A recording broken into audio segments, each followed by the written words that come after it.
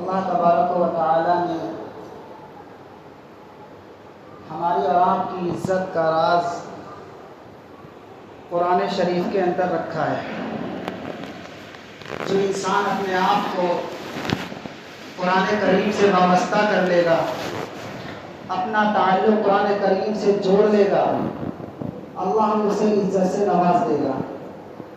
اور جس انسان کا تعلق اللہ کے کلام سے کمزور ہوگا، وہ انسان ذلت و رسوائی میں چلا جائے گا۔ چنانچہ ایک طرف ہمارے سامنے علوم عصریہ ہے اور دوسری جانب ہمارے سامنے اسلامی تعلیم ہے۔ اب ہمیں یہ دیکھنا ہے کہ ہم کس پر عمل کرتے ہیں۔ اسلامی تعلیم کو چھوڑ کر ہم علوم عصریہ کی جانب جاتے ہیں یا اپنے مذہب کی تعلیم کی جانب آتے ہیں۔ بنو اسرائیل ایک مقام تی کے اندر تھے تو اللہ تبارک و تعالیٰ نے غیبی طور پر ان کے لیے من و سلوہ کا انتظام کیا تھا، لیکن انہوں نے اللہ تبارک و تعالیٰ سے اپنے پیغمبر موسیٰ علیہ السلام سے کہا کہ آپ اپنے اللہ سے کہیے کہ میں یہ کھاتے کھاتے پریشان ہو چکا ہوں، اب مجھے کیا چاہیے؟ ککڑی، کھیرا، دال، مسور، یہ سب وغیرہ وغیرہ چیزیں ہم کو چاہیے۔ تو اللہ تبارک و تعالیٰ نے فرمایا تھا کیا تم اعلیٰ کو چھوڑ کر گھٹیا کو پسند کرتے ہو؟ ذرا ہم اندازہ لگائیں کہ ہمارے سامنے ایک طرف قرآن ہے اور علوم عصریہ ہے، ہم قرآن کو چھوڑ کر علوم عصریہ کو حاصل کرتے ہیں۔ ہمارے سامنے رسول اللہ صلی اللہ علیہ وسلم کی تعلیم ہے، ہم رسول اللہ صلی اللہ علیہ وسلم کی تعلیم کو چھوڑ کر دوسروں کی جانب دیکھتے ہیں۔ ہمارے سامنے ہمارے پیغمبر کی زندگی ہے، ہم رسول اللہ صلی اللہ علیہ وسلم کی زندگی کو چھوڑ کر دوسروں کی زندگی اپناتے ہیں۔ کیا یہ آیت ہمارے اور آپ کے اوپر صادق نہیں آتی ہے کہ اعلیٰ کو چھوڑ کر گھٹیا چیز کو پسند کرتے ہو؟ آپ اندازہ لگائیے کہ آج ہمارے بچے جب وہ اس لائق ہوتے ہیں کہ انہیں تعلیم دی جائے تو سب سے پہلے ان کا کہاں ایڈمیشن کرایا جاتا ہے؟ کہاں داخلہ کرایا جاتا ہے؟ کالجوں کے اندر، اسکولوں کے اندر۔ جو حق تھا کہ سب سے پہلے اپنے بچے کو مذہب اسلام سکھاؤ، مذہب اسلام سکھانے کے بعد میں آپ اپنے بچے کو چاہے انجینئر بناؤ، چاہے پروفیسر بناؤ، چاہے لائر بناؤ، کچھ بھی بناؤ، لیکن سب سے پہلے اسے اللہ کا قرآن سکھاؤ۔ لیکن حال یہ ہے کہ نہ خود قرآن سیکھیں نہ بچوں کو قرآن سکھاتے ہیں۔ یاد رکھیے، جب اللہ کسی کی نسلوں سے ایمان لینا چاہتا ہے تو سب سے پہلے وہاں سے اسلامی تعلیم، قرآن کا علم اٹھا لیتا ہے۔ اگر کسی کے گھر سے قرآن کا علم اٹھتا ہوا چلا جا رہا ہے تو سمجھ جائیے کہ ہمارے ایمان کا خطرہ ہے، ہمارا ایمان خطرے میں ہے۔ اس لیے خود اپنا تعلق قرآن کریم سے جوڑیں اور اپنے بچوں کا بھی تعلق قرآن کریم سے جوڑیں۔ قرآن کریم ہی ایک ایسی کتاب ہے جو ہمیں اور آپ کو مکمل جینے کا سلیقہ سکھاتا ہے۔ قرآن کریم ایک ہمیں ایسا کتاب ہے جو جنت کا راستہ دکھاتا ہے، جہنم سے بچنے کے اسباب بتاتا ہے، اور قرآن کریم وہ کتاب ہے جو ہمیں اور آپ کو دنیا کے اندر ترقی پر لے جانے کے لیے راستہ بتاتا ہے۔ شیخ الہند رحمۃ اللہ علیہ جب مالٹا کی جیل سے واپس آئے تھے تو حضرت نے فرمایا تھا کہ جہاں مسلمانوں کی پریشانیوں کی بہت زیادہ وجوہات ہیں، وہاں ایک وجہ اس کی یہ ہے کہ آج مسلمان کا تعلق قرآن کریم سے ٹوٹ چکا ہے، مسلمان کا تعلق قرآن کریم سے ختم ہو چکا ہے۔ اپنی زندگی پر نظر دوڑائیے کہ اگر ہمارے گھر کے اندر 10 افراد ہیں، 10 افراد میں سے ایک ہی قرآن کریم پڑھا ہوتا ہے، 9 افراد قرآن کریم نہیں پڑھے ہوتے ہیں۔ کیا ایک کے کھانا کھا لینے سے سب کا پیٹ بھر جاتا ہے؟ کیا ایک کے پانی پینے سے سب کی پیاس بجھ جاتی ہے؟ جس طریقے سے ایک کے کھانا کھانے سے سب کی بھوک نہیں مٹتی ہے، ایک کے پانی پینے سے سب کی پیاس نہیں بجھتی ہے، ایسے ہی ایک کے قرآن پڑھ لینے سے 9 افراد کے لیے کافی نہیں ہے۔ اس لیے خود بھی قرآن پڑھے اور اپنے بچوں کو بھی قرآن پڑھائے۔ آج ہمارا حال کیا ہے؟ قرآن کریم سے کتنی بے تعلقی ہے کہ قرآن کریم ہمارے گھروں کے اندر رکھا رہتا ہے، پڑھنے کی توفیق نہیں ہوتی ہے، لیکن جب کوئی انتقال ہو جاتا ہے، 30 یا 40 کا موقع آتا ہے تو خود قرآن نہیں پڑھتے ہیں بلکہ بچوں کو مدرسے سے بلا کر قرآن برکتاً پڑھوا لیتے ہیں۔ ارے میرے بھائی، یہ قرآن صرف 30 اور 40 کے لیے تھوڑی نہ ہے، یہ قرآن صرف مرنے کے لیے تھوڑی نہ ہے۔ اس قرآن کو تو روزانہ اپنے گھر میں خود تلاوت کرنی چاہیے۔ تو قرآن کریم سے ہمارا تعلق ٹوٹ چکا ہے۔ تیجا اور چالیسویں کے نام پر ہم بچوں کو مدرسوں سے بلا لیتے ہیں، لیکن خود قرآن پڑھنے کی توفیق نہیں ہوتی ہے۔ قرآن کریم خود بھی پڑھیے اور اپنے بچوں کو بھی پڑھائیے۔ ہمارا حال کیا ہے؟ قرآن کریم گھروں کے اندر رکھا رہتا ہے، رمضان المبارک کے علاوہ اٹھا کر پڑھنے کی توفیق نہیں ہوتی ہے۔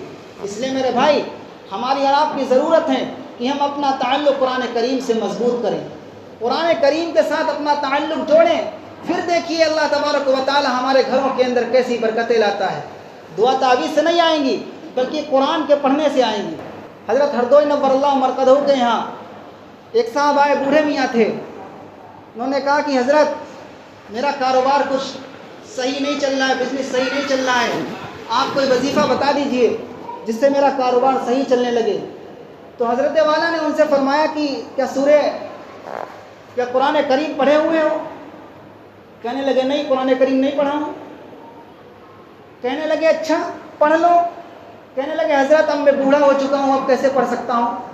تو حضرت نے فرمایا کہ تم یہاں ہردوئی میں آئے ہوئے ہو کس کام کے لیے؟ اپنا انہوں نے کام بتایا، مقصد بتایا۔ حضرت نے فرمایا کتنی دیر یہاں رکیں گے؟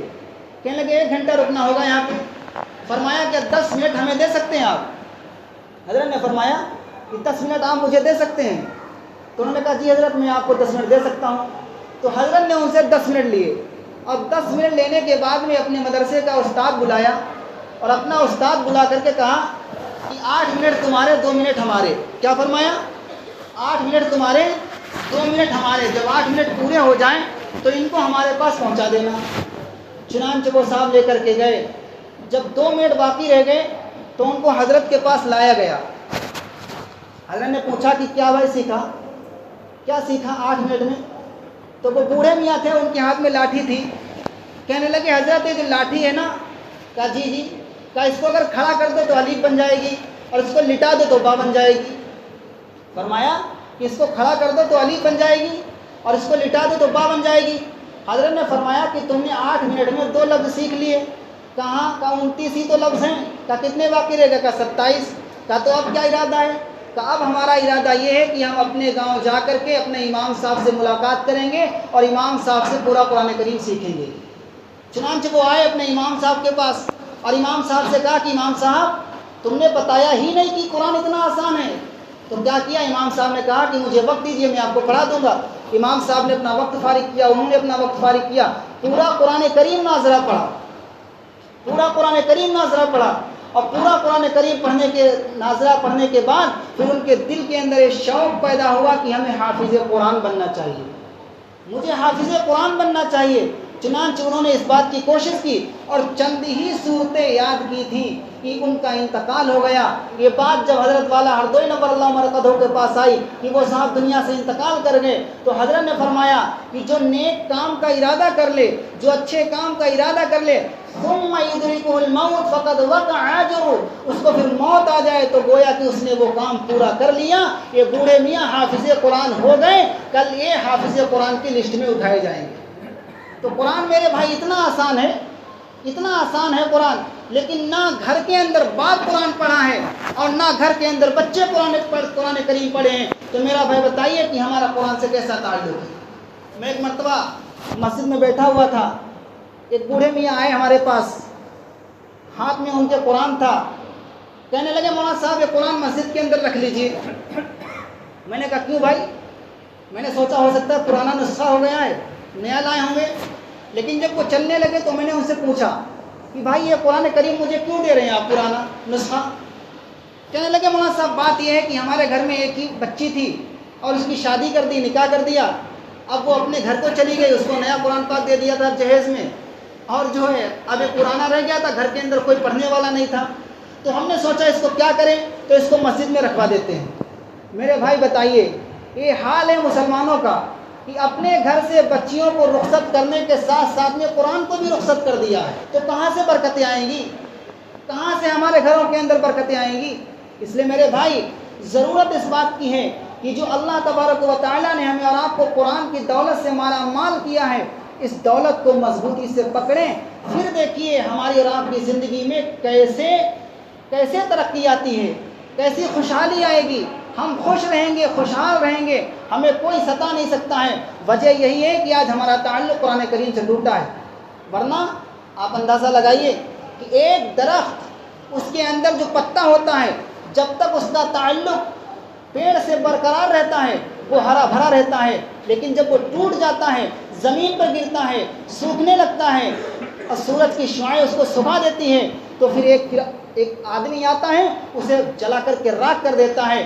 ایسے ہی جب مسلمان کا تعلق قرآن کریم سے ٹوٹتا ہے تو پھر کوئی کہیں بھی تھپڑ مسلمانوں کے مار دیتا ہے، کوئی کہیں بھی ستا دیتا ہے۔ کیوں؟ ہمارا تعلق قرآن سے ٹوٹ چکا ہے۔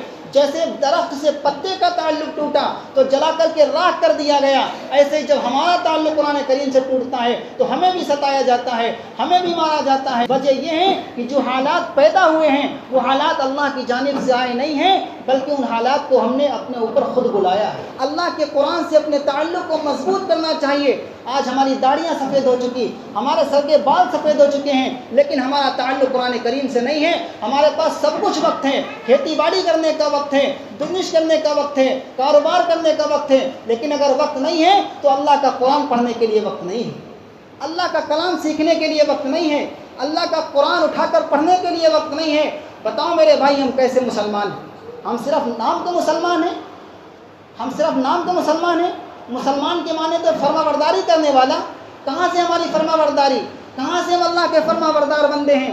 میرے بھائی بتائیے، آج ہمارا اور آپ کا کیا حال ہے کہ ہم نے اپنے معصوم بچوں کو کمانے کی مشین بنا کر کے رکھ دیا ہے، ان سے پیسہ لینے میں لگے ہیں، ان کا مستقبل خراب ہو رہا ہے، ان کا آئندہ آنے والا زمانہ خراب ہو رہا ہے۔ ماں باپ کو اس کی فکر نہیں ہے، بچہ پیسہ لا کر کے دے رہا ہے، بڑے خوش ہیں، بڑے خوش ایسے ہیں۔ میرے بھائی، یہ کہاں کا مسلمان ہے؟ یہ کہاں کا مذہب اسلام ہے؟ کیا آپ اپنے بچوں کی تربیت کرتے ہیں؟ اس لیے میرے بھائی، خود بھی قرآن کریم پڑھیے اور اپنے بچوں کو بھی قرآن کریم پڑھائیے، خود بھی اپنا تعلق قرآن کریم سے جوڑیے اور اپنے بچوں کا بھی تعلق قرآن کریم سے جوڑیے۔ تو میرے بھائی بتائیے، یہ مسلمان ہے۔ جب مسلمان کا تعلق قرآن کریم سے ٹوٹا ہے، آج اسی لیے دنیا ہمیں پریشان کرتی ہے، دنیا آج ہمیں ستاتی ہے۔ ہمارا تعلق قرآن کریم سے جس دن مضبوط ہو جائے گا، خدائے پاک کی قسم، اسی دن سے ہم خوشحالی میں رہیں گے۔ ہمارا کوئی بال بیکا نہیں کر پائے گا، ہمیں کوئی ستا نہیں پائے گا، ہمیں کوئی رسوا نہیں کر پائے گا۔ کہ جتنے رسوائی کے دروازے کھلے ہوئے ہیں اس کا تعلق یہی ہے کہ مسلمان نے اعلیٰ چیز کو چھوڑ کر گھٹیا چیز کو پسند کیا ہے، اپنے لیے بھی اور بچوں کے لیے بھی۔ آپ کا بچہ انگلش بولے، فر بولے، بڑے خوش ہو جاتے ہیں، الحمدللہ ہمارا بچہ انگلش بولتا ہے، ہمارا بچہ انگلش میں بات کر لیتا ہے، بڑی خوشی کی بات ہے۔ لیکن میرے بھائی بتائیے، آپ کا جو بچہ انگلش بول رہا ہے، کہ آپ کے اس بچے کو قرآن کریم بھی پڑھنا آتا ہے؟ کیا اس بچے کو قرآن کریم بھی پڑھنا آتا ہے؟ اس کے اوپر کبھی غور فکر نہیں کیا ہے۔